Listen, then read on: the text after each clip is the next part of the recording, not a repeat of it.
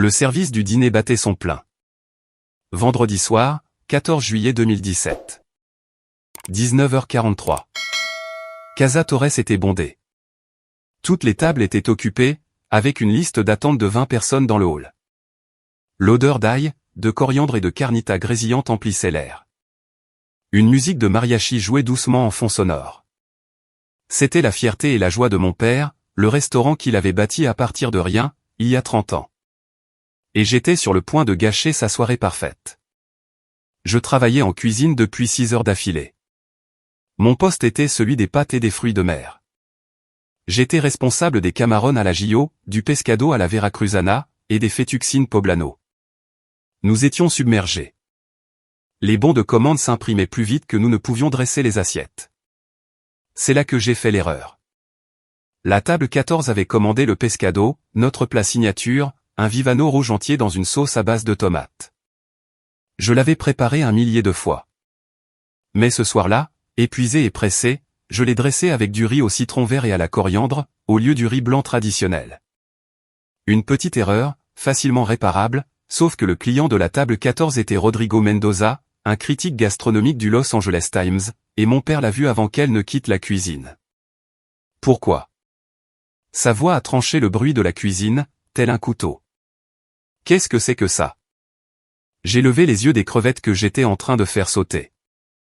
Mon père tenait l'assiette que je venais de finir, le visage assombri par la fureur. Le pescado pour la table 14, ai-je dit. Avec du riz au citron vert et à la coriandre. Mon estomac s'est noué. J'ai fait une erreur. Je vais la corriger. Tu vas la corriger? Il a claqué l'assiette sur le comptoir. Le poisson a glissé sur le côté, la sauce a giclé. Sais-tu qui est à cette table? Le sais-tu? Papa, je suis désolé. Je vais le refaire tout de suite. Rodrigo Mendoza est assis à cette table. Le Rodrigo Mendoza. Et tu allais lui envoyer le mauvais plat. La cuisine était devenue silencieuse. Luis, notre sous-chef, était figé, en plein milieu d'une découpe. Les autres cuisiniers avaient cessé de travailler. Tout le monde me regardait. C'était un accident, ai-je dit doucement. Laisse-moi réparer ça. Un accident? Maya, tu travailles ici depuis 3 ans. 3 ans. Et tu fais encore des erreurs comme celle-ci. Tout le monde fait des erreurs. Pas tout le monde. Carlos ne fait pas d'erreurs. Il a désigné Carlos, notre chef de parti. Luis ne fait pas d'erreurs. Ton frère ne fait pas d'erreurs.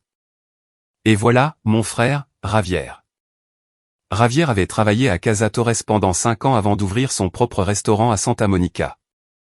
Mon père parlait de lui constamment. Javier dirige une cuisine rigoureuse. Javier sait gérer la pression. Javier m'a rendu fier. J'étais la fille qui n'était pas à la hauteur. Je vais refaire le plat, ai-je dit, en tendant la main vers l'assiette. Mon père l'a retiré. Non. Tu as fini pour ce soir. Papa, nous sommes en plein milieu du service. J'ai dit, tu as fini. Sa voix était si forte que j'ai entendu les conversations de la salle à manger s'interrompre. Mon visage me brûlait. J'ai fait une seule erreur, mais je peux la réparer en 3 minutes. Il ne s'agit pas seulement de cette erreur, Maya. C'est de toutes les erreurs. Tu es lente. Tu es négligente. Tu ne supportes pas la pression. Sais-tu combien de fois j'ai dû intervenir pour réparer tes bêtises? Ce n'est pas juste. Tu veux parler de justice? Il s'est approché, la voix montant. Je t'ai donné un travail ici quand personne d'autre ne voulait t'embaucher. Je t'ai formé moi-même. Je t'ai laissé travailler en cuisine alors que tu savais à peine couper un oignon. Et c'est comme ça que tu me rembourses? En me faisant honte devant le critique le plus important de Los Angeles. Les larmes me piquaient les yeux. J'ai refusé de les laisser couler. Pas ici, pas devant tout le monde. Je suis désolé, ai-je dit, ma voix à peine plus qu'un murmure. Désolé, ça ne suffit pas. Tu sais quel est ton problème, Maya? Tu n'as pas ce qu'il faut. Tu n'es pas faite pour ce métier. Je ne sais pas pourquoi j'ai cru que tu pouvais l'être. La cuisine était d'un silence de mort. 40 clients dans la salle à manger pouvaient probablement entendre chaque mot. « Sors », a dit mon père. « Quoi ? » « Sors. Tu es renvoyé. Enlève ton tablier et pars. » Je l'ai regardé fixement. « Papa, tu ne peux pas être sérieux. Ai-je l'air de plaisanter ? Tu es inutile dans cette cuisine. Tu es un handicap. Je ne peux pas me permettre que tu ruines ma réputation. Quelque chose en moi s'est brisé. Très bien. J'ai défait mon tablier, je l'ai mis en boule, et je l'ai jeté sur le comptoir. Mes mains tremblaient. Mon corps entier tremblait. J'espère que ça en valait la peine, ai-je dit. Quoi ? Ça. M'humilier devant tout le monde. J'espère que ça en valait la peine. Je suis passé devant les cuisiniers, devant Louis qui n'osait pas croiser mon regard, devant Carlos qui semblait mal à l'aise. J'ai traversé la salle à manger où 40 clients faisaient semblant de ne pas me regarder. Je suis passé devant ma mère à l'accueil, le visage bouleversé. Maya, a-t-elle commencé? J'ai continué à marcher. Je suis monté dans ma vieille Toyota Corolla de 2008 et j'ai conduit jusqu'à mon appartement à Echo Park. Je suis resté assise dans ma voiture pendant 20 minutes, trop abasourdi pour bouger. Puis je suis entré, je me suis allongé sur mon lit, et je me suis enfin laissé pleurer. Mon téléphone a sonné à 23h30. Ma mère. Mija, tu vas bien? C'est lui qui t'envoie m'appeler. Non, il est toujours en colère. Mais Maya, tu sais comment il est pendant le service. La pression. Ne le défends pas, maman. Je ne le défends pas. Ce qu'il a fait était mal. Mais c'est ton père. Il t'aime. Il a une drôle de façon de le montrer. Elle a soupiré. Passe demain. Par lui. Il se sera calmé d'ici là. Non. Maya. Je ne reviendrai pas, maman. Ni demain, ni jamais. Ne sois pas dramatique. Où d'autre vas-tu travailler? Cette question m'a piqué au vif, car elle était juste. J'avais abandonné l'université pour travailler à Casa Torres. Je n'avais pas de diplôme, pas d'autre expérience. Le travail en restauration, c'était tout ce que je connaissais. Je trouverai quelque chose, ai-je dit. Mija, sois raisonnable. Bonne nuit, maman. J'ai raccroché. Pendant les 3 jours suivants, je suis resté dans mon appartement, postulant à toutes les offres d'emploi en restauration que je pouvais trouver, cuisinier, commis, plongeur. Peu m'importait. J'avais juste besoin de travailler. Le 4e jour, j'ai reçu un appel d'un petit restaurant italien à Silver Lake, appelé Lucia S. La propriétaire, une femme plus âgée nommée Lucia Rossi, avait besoin d'un cuisinier. « Vous avez de l'expérience ?» a-t-elle demandé lors de mon entretien téléphonique. 3 ans à Casa Torres. Torres? Le restaurant mexicain à Istla. Bonne cuisine. Pourquoi êtes-vous parti? Divergence créative avec le propriétaire. Elle a ri. Dans ce métier, ça veut généralement dire un drame familial. Laissez-moi deviner, votre père? J'ai hésité. Oui. Mon fils a travaillé pour moi pendant 2 ans avant que je le renvoie. Il n'acceptait pas la critique. Il pensait tout savoir mieux que moi. Elle a fait une pause. Vous parlez toujours à votre père? Non. Bien. Famille et affaires ne font pas bon ménage. Quand pouvez-vous commencer? J'ai commencé chez Lucia S le lundi suivant. Le salaire était terrible, 14 € de l'heure, à peine assez pour payer le loyer. La cuisine était minuscule, l'équipement ancien. Nous faisions peut-être 50 couverts les bons soirs. Mais Lucia était une chef brillante. Elle avait été formée en Italie, avait travaillé dans des restaurants étoilés au Michelin à Rome et à Florence. Elle m'a appris des choses que mon père ne m'avait jamais apprises, la bonne technique, l'équilibre des saveurs, comment construire un plat de A à Z. Votre technique au couteau est brouillonne, m'a-t-elle dit le 2e jour. Qui vous a appris à couper comme ça? Mon père. Eh bien, il vous a mal appris. Regardez. Elle m'a montré la bonne façon de tenir un couteau, comment utiliser les phalanges comme guide, comment développer le rythme et la vitesse sans sacrifier la précision. En 2 mois, ma technique était 2 fois plus rapide et infiniment plus propre. Elle m'a tout appris sur les pâtes, les vraies pâtes faites maison, comment sentir la pâte, comment savoir quand elle est prête, comment la couper, la sécher, et la cuire à la perfection. Elle m'a tout appris sur les sauces, sur la construction de couches de saveurs, sur la patience. La cuisine n'est pas une question de vitesse, disait-elle. C'est une question de compréhension. N'importe qui peut jeter de la nourriture dans une assiette rapidement. Un artiste sait quand attendre, quand goûter, quand ajuster. J'ai tout absorbé comme une éponge. Le soir, je rentrais chez moi et je m'entraînais. J'ai fait de la pâte 50 fois jusqu'à ce que je puisse le faire les yeux bandés.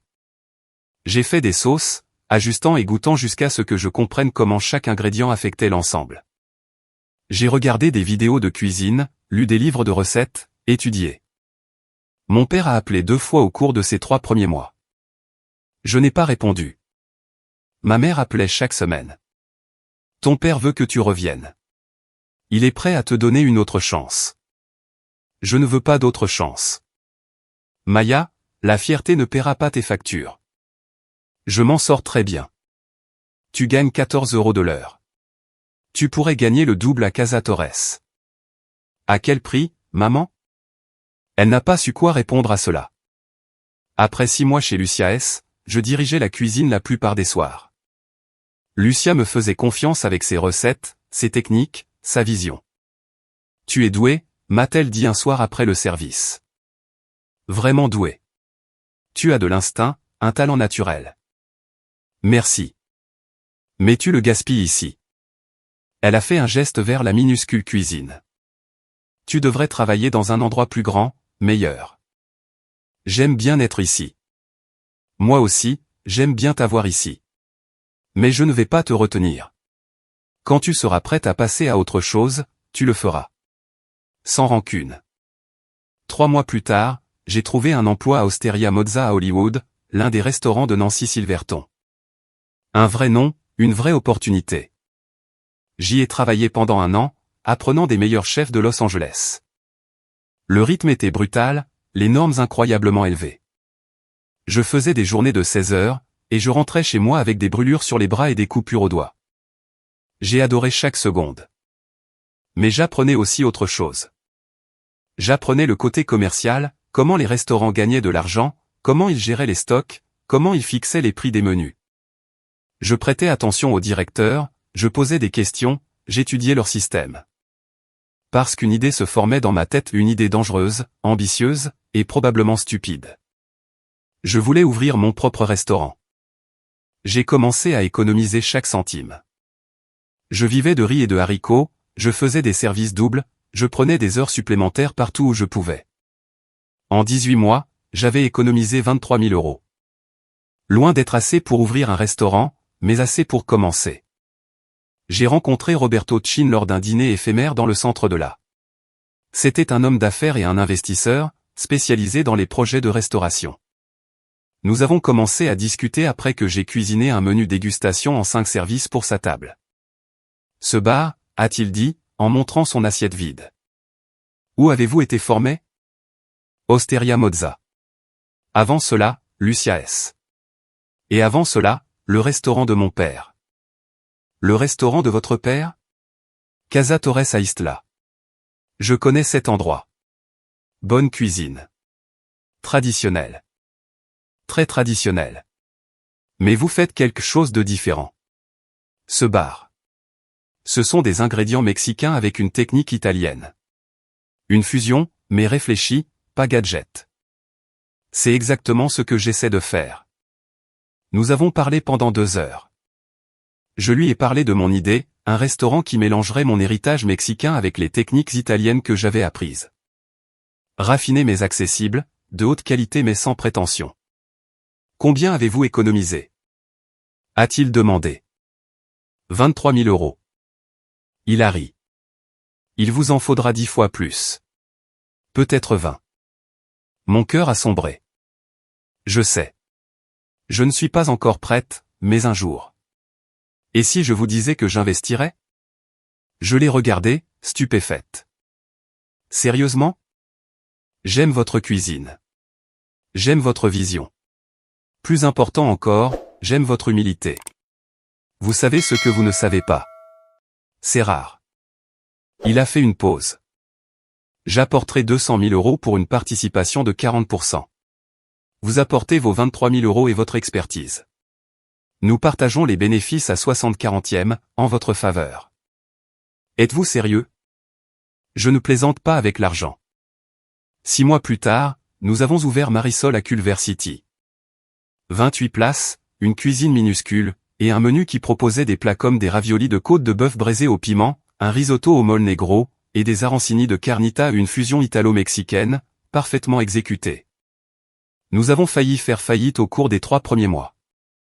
Le loyer était trop élevé, les coûts de main-d'œuvre nous tuaient, et nous n'arrivions pas à attirer assez de clients. Mais ensuite, Jonathan Gold a écrit une critique sur nous. Marisol est une révélation, a-t-il écrit.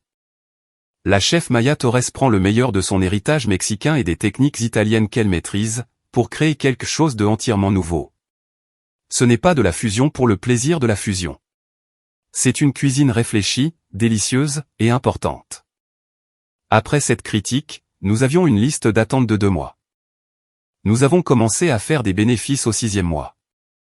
À la fin de la première année, nous avions réalisé un chiffre d'affaires de 890 000 €. Roberto voulait s'agrandir. Nous devrions ouvrir un 2e emplacement, a-t-il dit. Santa Monica. Un plus grand espace, plus de couverts. Je ne sais pas si je suis prête. Tu es prête, Maya. Tu es l'une des chefs les plus talentueuses avec qui j'ai travaillé, et tu es une meilleure femme d'affaires que tu ne le penses. Allons-y. Nous avons ouvert Marisol Santa Monica 18 mois après le premier. Puis sont venus Marisol Downtown, puis Marisol Pasadena. En 4 ans, j'avais 7 restaurants dans le sud de la Californie.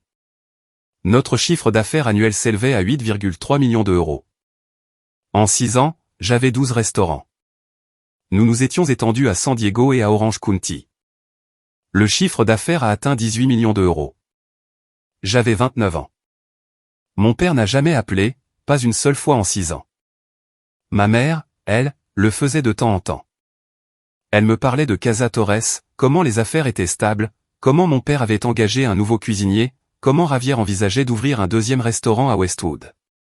Elle ne m'a jamais posé de questions sur mes restaurants. Je pense que c'était trop douloureux pour elle de reconnaître que j'avais réussi sans eux. La 7e année, j'ai reçu un appel d'une agente immobilière commerciale, nommée Suzanne Park. Mademoiselle Torres, j'ai un bien qui pourrait vous intéresser. C'est un local de restaurant à Isla. Le propriétaire actuel cherche à vendre. Je ne cherche pas à m'étendre à Isla, ai-je répondu. C'est Casa Torres. Je me suis figé. Quoi? Casa Torres. Le restaurant mexicain sur Fourth Street.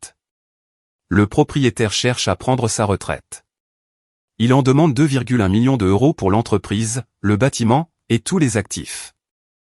Mon cœur battait la chamade. Pourquoi vend-il? Il vieillit. Les affaires ont décliné ces dernières années. La concurrence dans le quartier s'est accrue. Il veut vendre tant qu'il le peut encore. Qui est le propriétaire? Eduardo Torres. Je crois que c'est votre père. Silence à l'autre bout du fil. Je vois, a finalement dit Suzanne. Cela pourrait être compliqué. Sait-il que vous m'appelez? Non. J'appelle tous les restaurateurs du sud de la Californie. Votre entreprise est apparue en raison de votre succès d'expansion. Je n'avais aucune idée du lien familial. Je me suis adossé à ma chaise. Casa Torres. Le restaurant où j'avais appris à cuisiner, où j'avais été humilié, où j'avais été renvoyé. Le restaurant que mon père aimait plus qu'il ne m'avait jamais aimé. Envoyez-moi les états financiers, ai-je dit. Les chiffres étaient pires que ce à quoi je m'attendais. Le chiffre d'affaires avait chuté de 35% au cours des 3 dernières années. Le bâtiment nécessitait des réparations importantes, l'équipement était obsolète, et ils atteignaient à peine le seuil de rentabilité. Mais l'emplacement était de premier choix. Le bâtiment lui-même valait au moins 1,4 million €. L'entreprise, même en difficulté, avait une notoriété et une clientèle fidèle. Cela valait la peine d'acheter. Mais plus que ça, et je n'en étais pas fier, je le voulais. Je voulais posséder l'endroit que mon père avait choisi, au lieu de moi. Je voulais qu'il sache que la fille qu'il avait traitée des inutiles avait réussi au point de pouvoir acheter tout son héritage. C'était mesquin. C'était vindicatif. Ça m'était égal. Faites une offre, ai-je dit à mon avocat, Richard Chin, le cousin de Roberto. 1,8 million d'euros, tout en espèces, clôture en 30 jours. C'est 300 000 euros en dessous du prix demandé. Leurs finances sont un désastre. Ils accepteront. 3 jours plus tard, Suzanne a rappelé. Ils ont accepté. Mais Eduardo veut rencontrer l'acheteur avant de signer. Non. Mademoiselle Torres, c'est une demande raisonnable. Dites-lui que l'acheteur souhaite rester anonyme jusqu'à la clôture. Ce n'est pas négociable. Elle a soupiré. Je vais essayer. Mon père a insisté. Il voulait savoir qui achetait son restaurant, voulait les rencontrer, voulait des assurances qu'il maintiendrait son héritage. J'ai tenu bon, acheteur anonyme ou pas d'accord. Finalement, son avocat l'a convaincu. Eduardo, vous n'êtes pas en position de faire le difficile. Vous avez une offre sérieuse. Acceptez-la.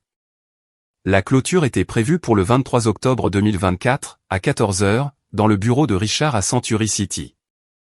Je me suis habillé avec soin ce matin-là, un tailleur Armani noir, des talons Louboutin, mes cheveux tirés en un chignon lisse. J'avais l'air de ce que j'étais exactement, une restauratrice à succès, valant 4,7 millions d'euros sur le papier. Je suis arrivé au bureau de Richard à 13h45. Il avait parfaitement préparé la salle de conférence, moi à la tête de la table, le dos tourné à la porte. « Vous êtes sûr de ça ?» a demandé Richard.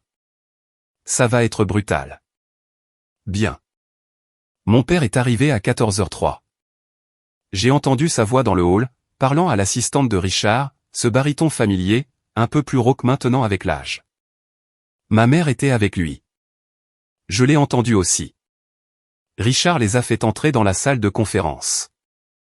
Je ne me suis pas retourné. « Monsieur et Madame Torres, veuillez vous asseoir » a dit Richard. « Nous n'attendons plus qu'elle. »« Où est l'acheteur » a interrompu mon père. « On m'avait dit qu'il serait là. »« Elle est là » a dit Richard. Je les ai entendus s'asseoir en face de moi. Je ne me suis toujours pas retourné. « Voici les documents de clôture » a continué Richard, en posant des papiers sur la table. Nous avons structuré cela comme une vente d'actifs. L'acheteur achète l'entreprise, le bâtiment, tout l'équipement et les stocks, le nom Casa Torres et la marque déposée. Attendez, a dit mon père. L'acheteur est une femme ? Oui. Qui est-elle ? Quel est son parcours ? Quels sont ses projets pour le restaurant ? Richard m'a regardé. J'ai légèrement hoché la tête. Je me suis retourné. L'expression sur le visage de mon père valait chaque centime de ce 1,8 million d'euros.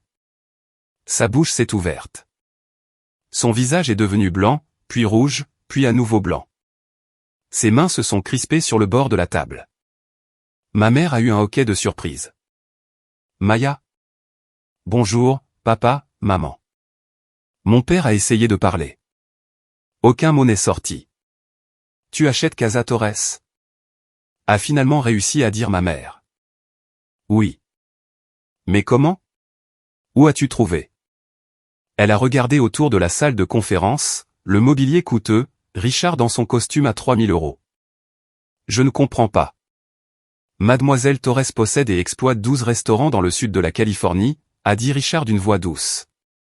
Un chiffre d'affaires annuel d'environ 18 millions d'euros. Elle achète Casa Torres par le biais de sa société, Marisol Restaurant Group. Mon père a retrouvé sa voix. 12 restaurants ? 12, ai-je confirmé. C'est impossible. Tu travaillais dans ce restaurant italien pour 14 € de l'heure. C'était il y a 7 ans, papa. Les choses changent. Il m'a regardé comme si je parlais une langue étrangère. Tu possèdes 12 restaurants ? Oui. Veux-tu voir le portefeuille ? J'ai fait glisser un dossier sur la table. Il l'a ouvert avec des mains tremblantes. Des photos de chaque emplacement, des chiffres d'affaires, des coupures de presse, la critique de Jonathan Gold, un article de Forbes sur les entrepreneurs émergents de la restauration, qui me mettait en vedette. Tout ça est à toi. A-t-il chuchoté. Tout à moi. Enfin, à 60%. Mon investisseur en possède 40%. Mais tu n'arrivais pas à gérer Casa Torres. Tu ne supportais pas la pression. Je ne te supportais pas, toi, ai-je corrigé. Il y a une différence. Silence. Ma mère pleurait en silence. Mon père avait l'air d'être sur le point de vomir. Pourquoi? A-t-il finalement demandé. Pourquoi achètes-tu mon restaurant? Parce que c'est un bon investissement. Emplacement de choix, non reconnaissable, clientèle établie. Une fois que j'aurai mis à jour l'équipement, rénové l'espace, et rafraîchi le menu, il s'intégrera parfaitement dans mon portefeuille. Rafraîchir le menu? Sa voix a monté. Ce menu est le même depuis 30 ans. C'est la tradition. Ce sont les recettes de notre famille. Il est dépassé. Ton chiffre d'affaires a baissé de 35%, papa. Tu atteins à peine le seuil de rentabilité. Le menu a besoin d'être modernisé. Tu ne peux pas le changer. Je ne te laisserai pas faire. Tu n'auras pas le choix, ai-je dit calmement. Une fois la vente conclue, ce sera mon restaurant, mon menu, mes décisions. Il s'est levé brusquement. Je ne vends pas. Pas à toi. Assieds-toi, papa. Eduardo, a dit son avocat doucement. Vous avez déjà accepté l'offre. Nous sommes ici pour conclure. Ça m'est égal. Je ne lui vendrai pas. Pas après ce qu'elle. Il s'est arrêté, semblant réaliser à quel point cela sonnait absurde. Après ce que j'ai. Quoi? Ai-je demandé. S'il te plaît, finis cette phrase. Il n'a rien dit. Tu ne me vendras pas après que je sois parti? Après que tu m'aies renvoyé devant 40 clients, et que tu m'aies traité d'inutile. Je me suis penché en avant. Ou peut-être que tu ne me vendras pas parce que c'est humiliant. Parce que la fille que tu pensais être une ratée a assez réussi pour acheter tout ton héritage en espèces. Maya, a dit ma mère doucement. S'il te plaît. S'il te plaît, quoi, maman? Que je laisse tomber? Que je fasse comme si les 7 dernières années n'avaient pas eu lieu? Que je fasse comme s'il ne m'avait pas détruite, ce soir-là? J'étais en colère, a dit mon père. Tu avais fait une erreur pendant le service le plus important que nous ayons eu depuis des mois. J'ai fait une erreur. Et tu ne m'as pas seulement corrigé, tu ne m'as pas seulement retiré de la cuisine. Tu m'as humilié. Tu m'as traité d'inutile devant tout le personnel, devant les clients. Tu m'as renvoyé comme si je n'étais rien. Tu étais négligente. J'apprenais. Ma voix s'est brisée. J'avais 22 ans, je travaillais à mon premier vrai poste en cuisine, et tu attendais la perfection. Tu me comparais constamment à Ravière. Rien de ce que je faisais n'était jamais assez bien. Ton frère était meilleur. Mon frère a eu ta patience, ton mentorat, ton soutien. Il a eu des deuxièmes chances, des troisièmes chances, sans chance. Moi, j'ai été renvoyé pour une seule erreur. La salle était silencieuse, à l'exception des pleurs discrets de ma mère. J'ai pris une inspiration, me forçant à me calmer. Mais tu avais raison sur une chose. Quoi? Je n'étais pas faite pour travailler pour toi. J'étais faite pour faire ça. J'ai fait un geste autour de la pièce. Bâtir mon propre empire. Créer mon propre succès. Et c'est ce que j'ai fait. 12 restaurants, papa. 18 millions d'euros de chiffre d'affaires. J'ai plus de succès que tu n'en as jamais eu. Cela l'a frappé comme un coup de poing. Il a littéralement tressailli. Alors, oui, ai-je continué, j'achète Casa Torres, et tu as deux choix, signer les papiers et partir avec 1,8 million d'euros, ou refuser de vendre, regarder ton entreprise continuer à péricliter, et finalement tout perdre de toute façon. Son avocat s'est penché et lui a chuchoté quelque chose d'urgent à l'oreille. Eduardo a écouté, la mâchoire crispée. Combien de temps ai-je pour décider? A-t-il finalement demandé. Vous n'en avez pas, a dit Richard. L'offre expire à 17h aujourd'hui. Il est maintenant 14h47. Signez maintenant ou perdez l'affaire. Mon père m'a regardé avec une expression que je n'avais jamais vue auparavant. Pas tout à fait du respect, pas tout à fait de la peur. Quelque chose entre les deux. Si je signe, a-t-il dit lentement, qu'arrivera-t-il au restaurant? Qu'est-ce que tu vas en faire? Je vais le vider entièrement, ai-je dit honnêtement. Nouvel équipement, nouveau design, nouveau menu. Je garderai certains de tes plats traditionnels, ceux qui sont vraiment bons. Mais je vais le moderniser, l'élever, le rendre à nouveau pertinent. Tu vas détruire tout ce que j'ai construit. Non, papa. Je vais le sauver. Ta façon de faire était en train de mourir. Ma façon de faire le fera prospérer. Il a fixé les papiers devant lui pendant un long moment. Eduardo, a dit son avocat doucement, vous avez besoin de l'argent. Le bâtiment a besoin de réparations que vous ne pouvez pas vous permettre. Votre chiffre d'affaires baisse chaque mois. C'est une bonne offre. Mon père a pris le stylo d'une main tremblante. Il a signé page après page. Chaque signature semblait le vieillir d'un an. Quand ce fut terminé, Richard a rassemblé les papiers. Félicitations, mademoiselle Torres. Vous êtes maintenant la propriétaire de Casa Torres. Je me suis levé, et j'ai tendu la main à mon père. Merci pour votre entreprise. Il a regardé ma main comme si c'était un serpent, mais il l'a serré. Sa paume était moite. Puis-je te demander quelque chose? A-t-il dit. Quoi? As-tu fait ça pour me faire du mal? J'ai envisagé de mentir, mais à quoi bon? Oui, ai-je dit. En partie.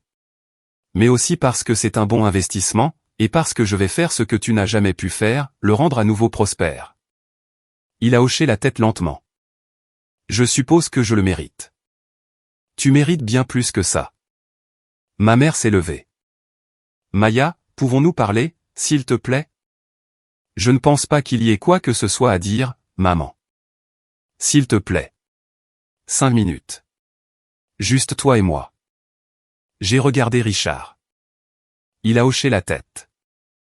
Je vais finaliser les formalités avec Monsieur Torres et son avocat. J'ai suivi ma mère dans le couloir. Elle pleurait toujours. Je suis désolé, a-t-elle dit immédiatement. Pour tout. De ne pas t'avoir défendu ce soir-là, de ne pas t'avoir défendu face à ton père, de ne pas avoir été une meilleure mère. D'accord. C'est tout ce que tu peux dire? D'accord? Que veux-tu que je dise, maman? Que ce n'est rien. Que je te pardonne? Je ne le fais pas. Pas encore. Que puis-je faire? Rien. Il n'y a rien que tu puisses faire. Le mal est fait. Tu es ma fille. Alors tu aurais dû agir comme tel il y a 7 ans. Je me suis légèrement adouci. Écoute, je ne te déteste pas. Je n'essaie pas de te faire du mal. Mais je ne vais pas non plus prétendre que tout va bien. Tu es resté là, et tu l'as regardé me détruire. Tu l'as choisi, au lieu de moi. Ce n'est pas quelque chose que je peux simplement oublier. J'avais peur, a-t-elle chuchoté. Ton père. Quand il se met en colère. Je ne savais pas quoi faire. Tu aurais pu m'appeler. Tu aurais pu prendre de mes nouvelles. Tu aurais pu me dire que tu croyais en moi. Je crois en toi. Regarde ce que tu as accompli. Maintenant, tu crois en moi. Maintenant qu'il y a des preuves. Mais à l'époque, quand je luttais et que j'avais besoin de toi, tu ne croyais pas en moi. Elle n'a pas su quoi répondre à cela. Nous sommes restés dans un silence inconfortable. Vas-tu vraiment tout changer dans le restaurant? A-t-elle finalement demandé. Oui. Les recettes de ton père. Elles font partie de l'histoire de la famille.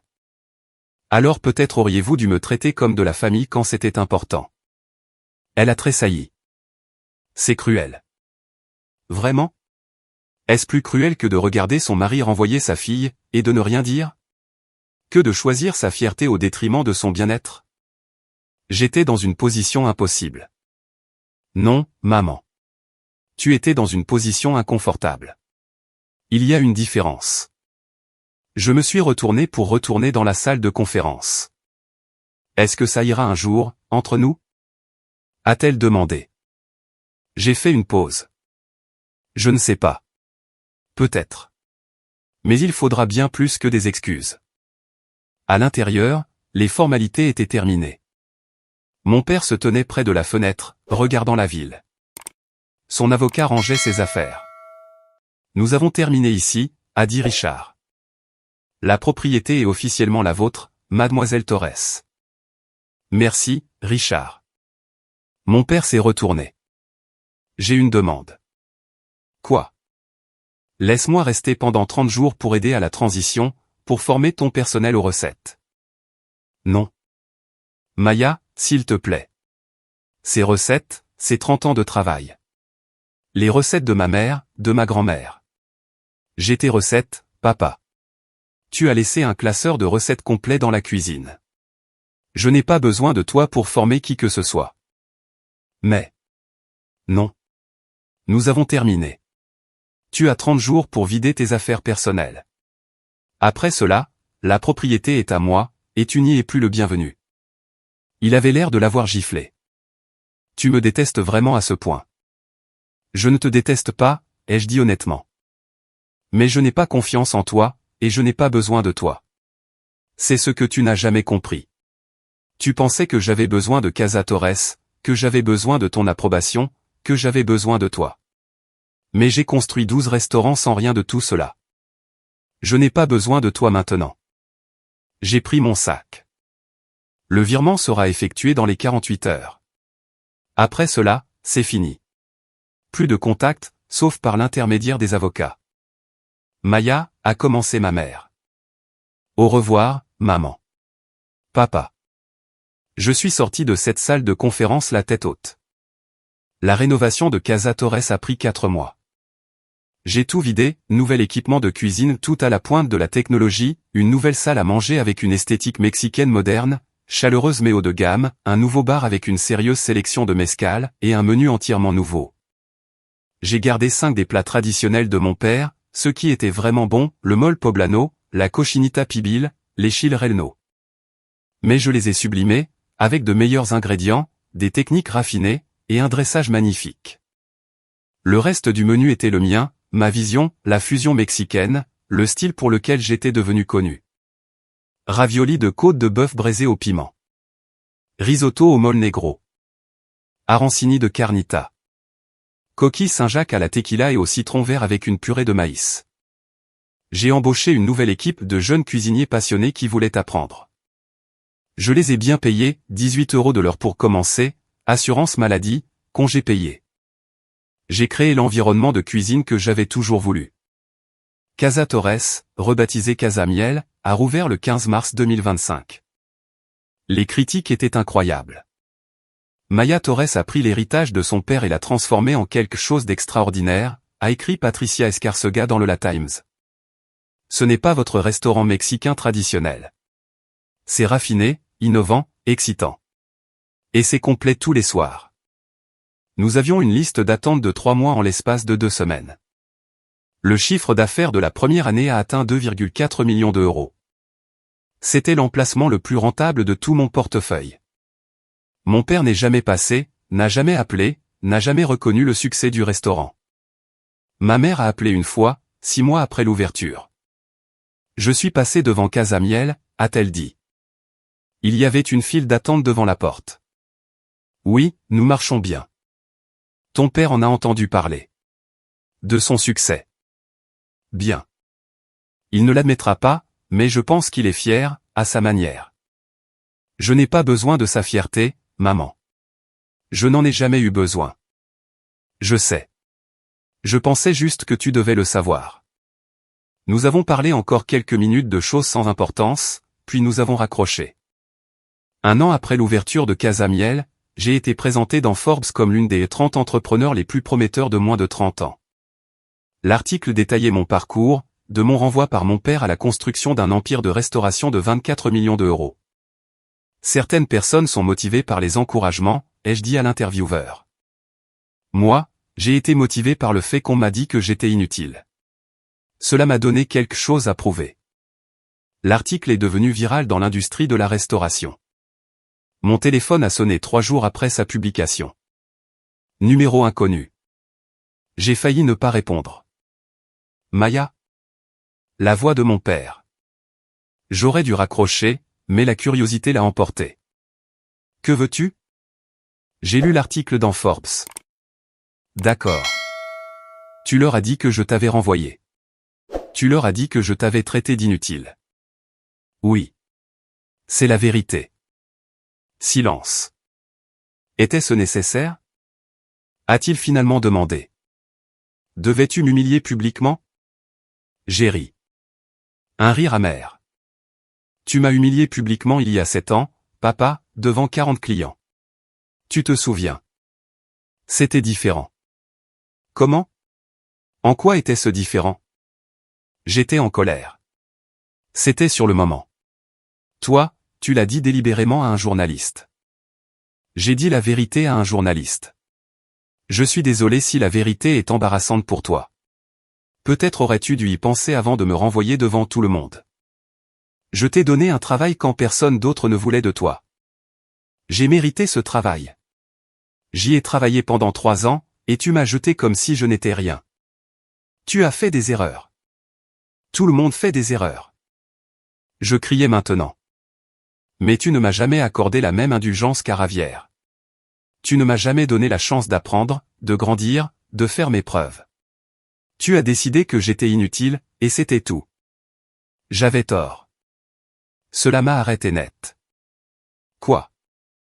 J'avais tort, a-t-il répété, la voix basse. Sur toi, sur le fait de te renvoyer, sur tout. Je n'osais pas parler. Tu as construit quelque chose d'incroyable, a-t-il continué. 12 restaurants, des millions de chiffres d'affaires, une reconnaissance nationale. Tu as fait ce que je n'ai pas pu faire. Tu as vraiment réussi. Y a-t-il un but à cet appel, papa? Je veux m'excuser. 7 ans plus tard. Je sais. Je sais que je suis en retard, mais j'essaie, Maya. J'essaie d'admettre que j'avais tort. Tu l'as admis. C'est tout? Pouvons-nous parler en personne? Puis-je te voir? Pourquoi? Parce que tu es ma fille. Parce que tu me manques. Parce que je veux arranger les choses. J'ai fermé les yeux. Une partie de moi, celle qui avait encore 22 ans et qui désirait désespérément l'approbation de son père, voulait dire oui. Mais le reste de moi, la partie qui avait bâti un empire sans lui, savait mieux. Je ne pense pas, ai-je dit. Maya, s'il te plaît. Tu as eu 7 ans, papa. 7 ans pour appeler, pour t'excuser, pour reconnaître ce que tu as fait. Tu es resté silencieux. Tu n'appelles que maintenant, parce que je suis célèbre, parce que j'ai fait Forbes, parce que maintenant je vaux la peine d'être reconnu. Ce n'est pas juste. Vraiment? Si Forbes avait écrit que je travaillais encore à Osteria Mozza pour 18 € de l'heure, aurais-tu appelé? Te serais-tu excusé alors? Il n'a pas répondu. C'est bien ce que je pensais, ai-je dit. Tu ne regrettes pas de m'avoir renvoyé. Tu ne regrettes pas de m'avoir traité d'inutile. Tu regrettes de t'être trompé à mon sujet. Il y a une différence. Que veux-tu de moi? A-t-il demandé, la voix brisée. Que puis-je faire pour arranger ça? Rien, ai-je dit. Il n'y a rien que tu puisses faire, parce que la personne qui avait besoin de ton approbation, qui avait besoin de ton soutien, qui avait besoin que tu crois en elle, cette personne n'existe plus. Tu l'as détruite il y a 7 ans. Je suis quelqu'un de différent maintenant, quelqu'un qui n'a pas besoin de toi. Tu seras toujours ma fille. Biologiquement, oui. Mais la famille, c'est plus que la biologie. La famille, c'est être présent. La famille, c'est le soutien. La famille, c'est croire les uns en les autres, même quand les choses sont difficiles. Tu n'as pas été ma famille quand j'avais besoin de toi. Je ne vais pas prétendre que nous sommes une famille maintenant, juste parce que ça t'arrange. Silence à l'autre bout du fil. Au revoir, papa. J'ai raccroché. Il a rappelé. Je n'ai pas répondu. Il a appelé 5 fois de plus au cours de la semaine suivante. J'ai bloqué son numéro. Ma mère a appelé aussi. Il essaie, Mija. Ne peux-tu pas lui donner une chance? Il a eu toutes les chances du monde. Il les a épuisées. C'est ton père. Et je suis sa fille, mais il l'a oublié quand c'était important. 6 mois plus tard, Marisol Restaurant Group s'est étendu à 15 établissements. Nous avons ouvert 3 autres restaurants, un à Las Vegas, un à San Francisco, et un à Austin. Le chiffre d'affaires annuel total a atteint 31 millions d'euros. J'avais 31 ans, et ma valeur nette, sur le papier, était d'environ 11 millions d'euros.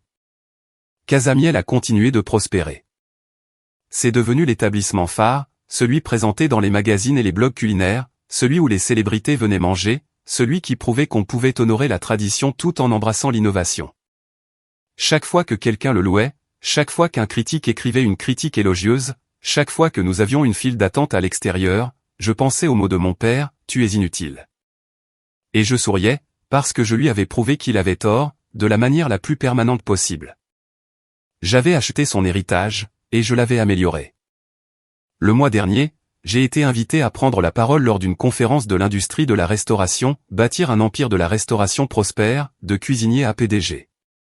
Pendant la session de questions-réponses, quelqu'un a demandé, « Quel est le meilleur conseil que vous ayez jamais reçu ?» J'y ai réfléchi. Le meilleur conseil que j'ai jamais reçu, ai-je dit lentement, était en fait la pire chose que quelqu'un m'ait jamais dite. Mon père m'a dit que j'étais inutile, que je n'étais pas faite pour ce métier, et que je ne réussirais jamais. La salle était silencieuse. Et je l'ai cru, ai-je continué, pendant environ une journée. Et puis, j'ai décidé qu'il avait tort. J'ai décidé que j'allais lui prouver qu'il avait tort. Et cette décision a changé ma vie. J'ai fait une pause. Parfois, la meilleure motivation vient de gens qui ne croient pas en vous, parce que cela vous donne quelque chose à prouver. Cela vous donne le feu sacré. Et si vous canalisez ce feu correctement, vous pouvez construire quelque chose d'incroyable. Après mon discours, une jeune femme s'est approchée de moi. Elle ne devait pas avoir plus de 23 ans. Mademoiselle Torres, je voulais juste vous dire merci. Mon père possède un restaurant. Il dit que les femmes ne peuvent pas être chefs, que je devrais juste travailler en salle ou me marier. Elle a pris une inspiration tremblante. Votre histoire me donne de l'espoir. Je lui ai pris la main. Alors laissez-moi vous donner un conseil. N'attendez pas son approbation. N'attendez pas qu'il croie en vous. Construisez votre propre succès. Prouvez-vous à vous-même ce dont vous êtes capable. C'est la seule approbation qui compte. Elle a hoché la tête, les larmes aux yeux. Merci. En la regardant s'éloigner, j'ai pensé à mon père, à Casa Torres, à la jeune fille de 22 ans qui avait été renvoyée devant 40 clients. Elle avait été humiliée, détruite, traitée d'inutile. Mais elle avait pris cette douleur, et l'avait forgée en quelque chose de plus fort. En 12 restaurants, en millions de revenus, en un héritage qui survivrait à n'importe quelle rancune. Mon père m'avait fait un cadeau, même s'il ne le savait pas. Il m'avait donné la motivation de prouver que j'étais bien plus que ce qu'il avait jamais imaginé.